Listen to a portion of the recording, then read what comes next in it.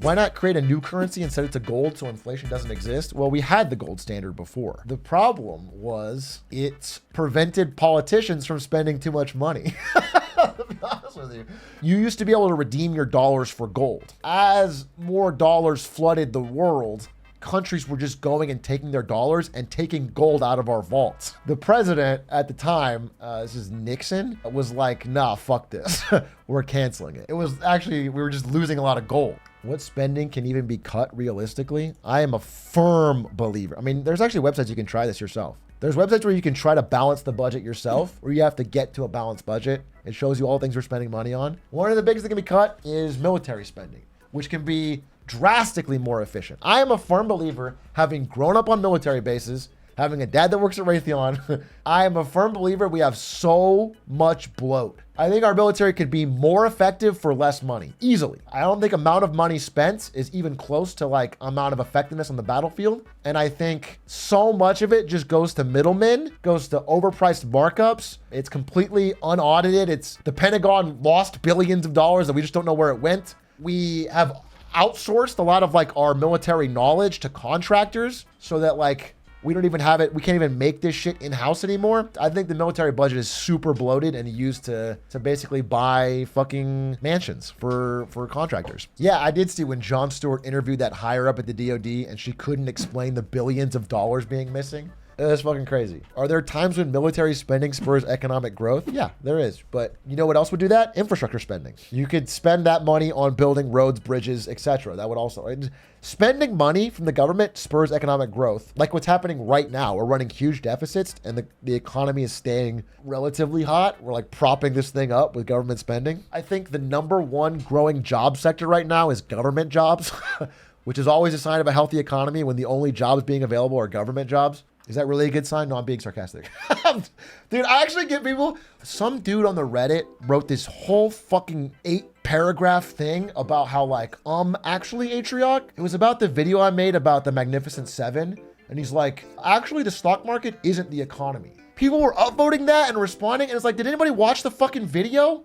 The whole thing was obviously sarcastic. It was like, I was laying it on so fucking thick. I was so frustrated. I was talking to Stans. I was gonna explode that downstream, but Stans told me, he's always the cooler head. He's like, bro, just don't talk about it. I was actually so frustrated. He completely misunderstood the whole video and people were upvoting it. I was so mad at my community. What's your take on UBI? Feels necessary, bro. I don't see another way to ensure a life of dignity for the people at the bottom in a world where increasing automation takes hold. I am not a person that believes every single advancement in technology will always lead to new jobs and work itself out. I think we're gonna need less human beings for things as things get more automated. And so I think we need to tax those things and have UBI in order to ensure everyone has a safety net. Why don't you automate getting some hoes? I'm married. I'm happily married. UBI is demonstrably effective. Trickle down was the biggest con. Yeah, I'm just a believer in like safety nets. I think the best way to reduce wealth inequality is to break up monopolies and allow people to fail so they can have like multiple chances. The problem is like, I heard something that's like, if you're poor, you almost get no chances at like striking it out, starting your own business or doing anything. If you're middle class, you might get one.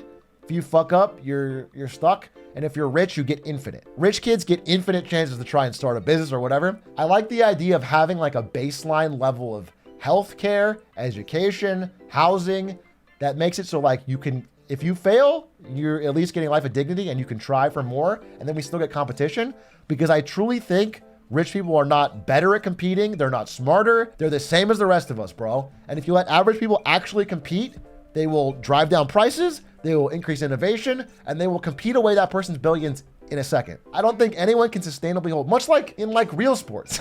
No matter how good someone is at a fucking sport, someone comes along that's better, bro. Because people compete. The level of play rises, everyone gets better. I fully believe that. Problem is we've allowed people that already won that game to break the rules and lock it down so that no one else can compete. Wouldn't UBI cause inflation? Debatable topic. I will tell you my opinion that I think is well-founded. I will say that Inflation is a printing new money phenomenon. It is not about reallocating money. It is not about moving money around. It is about printing new money. As new money enters the system, the prices of things go up. And so if you are taking money from rich people and you are redistributing it among poor people, that is not going to cause inflation. Now, certain goods that are more bought because of that may change in price or whatever, but overall, we're not seeing massive inflation. However, if you say, you know what, it'd be an easy way to pay for UBI if we don't tax anyone and we print this money. That will cause inflation. That's like Argentina stuff, where you just take the money from nowhere and give it to poor people. That will cause inflation. That absolutely. Won't companies just raise prices because people have more purchasing power? What you have to understand is that companies often don't have pricing power. Whether or not a company can raise prices does not depend on how much money the consumer has, as much as it does how much competition that company has. If Wendy's tomorrow tripled their prices, people would go to McDonald's. Wendy's does not have more pricing power than anyone else. They all raise it collectively. So in industries that are monopolized, which is like half of the things in America, we are seeing companies continue to raise prices because they have no competition. If you fix that problem, you will find that prices rise a lot slower. By the way, even right now in this fucking monopolized system, they're running out of the ability to raise prices easily. That's why they're doing things like shrinkflation. They're doing tricks. They're doing a lot of tricks to try, skimpflation, shrinkflation. They're trying to do flavorflation, like cutting the quality of the goods.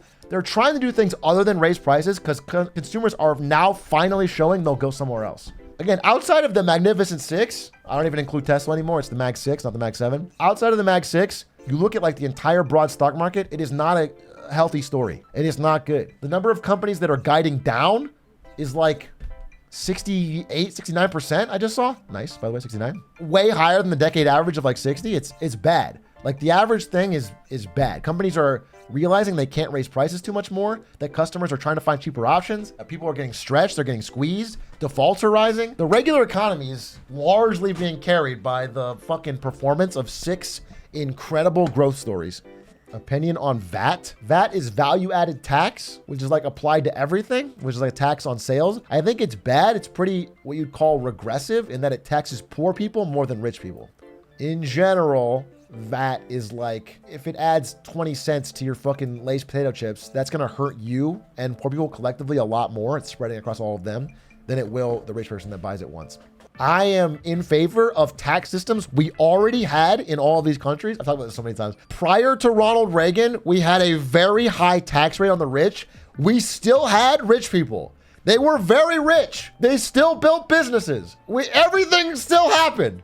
It was still a capitalist country. We just taxed rich people more, and we were able to have a more balanced budget. People trusted their institutions more because their local government wasn't constantly squeezed. The quality wasn't constantly getting cut on things like the fucking IRS and like local judges and local prisons and schools and all those things were better able to be funded. High taxes on the rich acts like it's like a drag effect to make sure they don't get so astronomically ahead. They can still be rich. They're still wildly rich. And the thing I'm most in favor of, this is the last thing I'll say, because I've been on this rant before. If you know me, you know it. And if you don't, I'm done talking about it. The thing I'm most in favor of, the thing I live for most in the world is a big fucking estate tax, death tax. If I develop RC Cola and you make Coca-Cola and you get fucking rich and I don't make any money, that's fine. You beat me. And if you make $10 billion and I make no money, fine. But for your fucking son to have a much better life than my daughter or my granddaughter forever for something they didn't do is fucked. For this inherited wealth cycle to last for all time, we have to stop this thing from spiraling out of control. I super believe in inheritance tax, dude. And I understand that people are like, well, why do I work so hard if I can't pass it to my kids? Imagine a society where you don't have to worry about your kids not having so much wealth to have a good life. Imagine if we had a society where people had high trust, there was equality and safety and a good education and good healthcare, and they didn't need to have $1 billion from their dad to have a good life. It could be amazing. Let's try to get to that. I believe in that so hard. Sounds like socialism to me, bro. It's the thing is like people say socialism for everything like that, you know, the Nordic capitalist countries have. We can just have like these safety nets and limiters. It's like, imagine society as the NFL owner class. Everyone competes in the game. All right. In the actual football game, there's competition. Every team tries to win. They try to do their best. They get better. They hire coaches. But like at the end of the day, the whole product creates money that benefits the owners. Imagine we are all the owners and we set up society so we all have the safety net of no matter what, we're going up. But the companies can compete. We don't take that away from them. We don't fucking make it simplified, but we let them fucking go all out as long as they stay within the rules. So you think Social Security is great? I don't think it's handled well. I think the idea of old people being able to live comfortably and with dignity is good.